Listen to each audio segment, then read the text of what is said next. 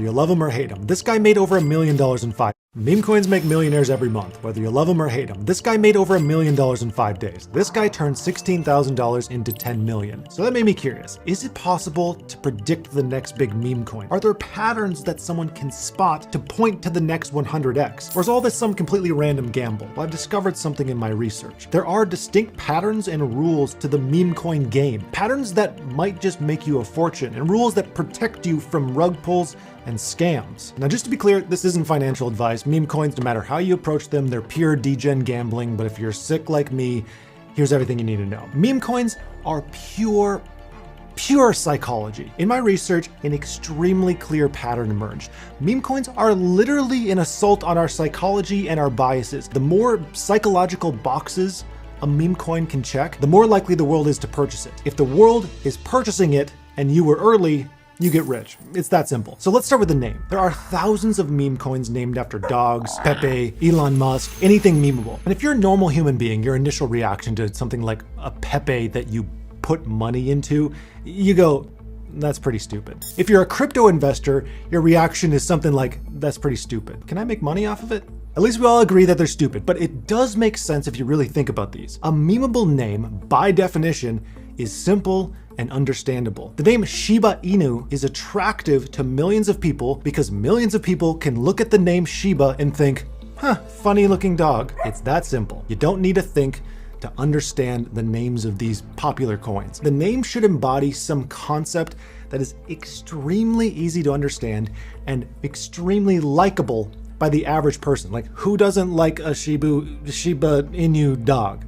They're cute, they look funny. Like, that's it. It's that simple. That's our first checkbox. Now, of course, a good name, that isn't enough for a meme coin to blow up. People have to actually buy the thing. And that brings me to the friction of meme coins. Meme coins most often are built on larger market cap projects like Solana or Ethereum or whatever. The reason is pretty simple for this. Investors already have money in those large products, which means there's less friction to buy the tokens that are built on those layer 1 ecosystems. It's a lot easier to get an Ethereum holder to buy a meme coin that's built on Ethereum than it is to get someone to take some cash, transfer that to Ethereum, and then use that to buy some meme coin. If it's easier to buy, more people will buy it. And I have another important point on that later, but you need to hear this first. Think about this. On bigger projects like Ethereum or Solana or whatever, you have investors who have made tons of money in their initial investment into those tokens. Like someone who bought Ethereum early, now they're just sitting on some bags. But when you have a big win in crypto, you don't really feel like it's real money. It's in that token, it's not dollars,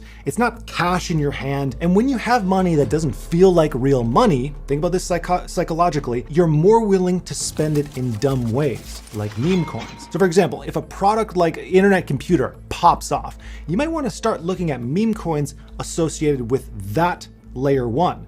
The reason being is you have a ton of investors actively looking for the next spot to park some of that cash. And of course, meme coins are often the loudest projects marketing-wise because they are just pure marketing. Plus, they're extremely simple to understand, so that's kind of an attractive place to park some of those gains that you made that don't really feel like real money. And yes, you need to be extremely careful with all this because while meme coins are subject to these capital flow principles, they're also completely insane. And they're subject to extreme cycles of hype that typically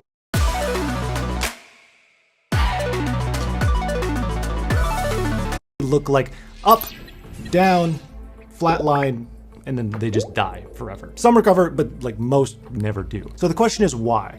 Why do they pump in the first place beyond what we've already talked about so far? The answer might lie in how the internet functions as a whole. But first, real quick, let me do a portfolio update. We've been doing a ton of trading over on the Finova Patreon page. Here's a recent trade that we did that resulted in a 14% gain in one day on a Matic short position. This was because we noticed the price would likely drop earlier in the day. You would have had access to that trade and many others like this 25% gain if you were a member of our Finova Patreon last week. Now, unfortunately, right now, we're totally sold out of spots on the Patreon. We will be for a while as we work on building out course material for current members, but for everyone asking, I'll let you know when we have more spots available. Now back to the internet and its influence on meme coins. This is super important. The internet is amazing at pushing whatever idea is currently popular. Meme coins are great at taking whatever's currently popular, riding that wave, and making some money off of it. When coins like Doge or Shiba Inu come out, they blew up. Then copycats wanted to jump on the bandwagon. So then they took that dog theme and then ran with it. Others just took the word Inu and attached anything they could think to it, like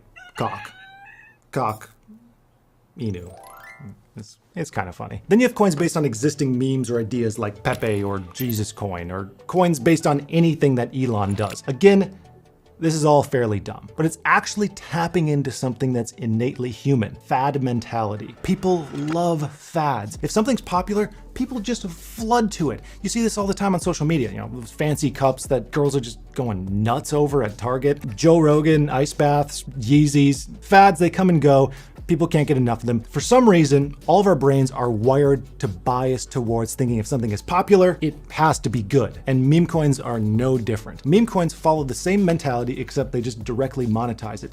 Instead of building coins based on technology or ideas, the coins are built around chasing fads. Some set the fads, most copy. The market then responds to real-world events that relate to those fads. So for example, if Elon Musk does just about anything, Dogecoin reacts, the price pumps. Elon can influence that fad directly. Some coins do it better than others. The bad ones fail to follow earlier principles that we talked about. See if you can find the issues in this coin. Toshi, a coin named after Brian Armstrong's cat, which he named after Satoshi Nakamoto. That coin is very unlikely to ever be $1 billion meme coin. But why?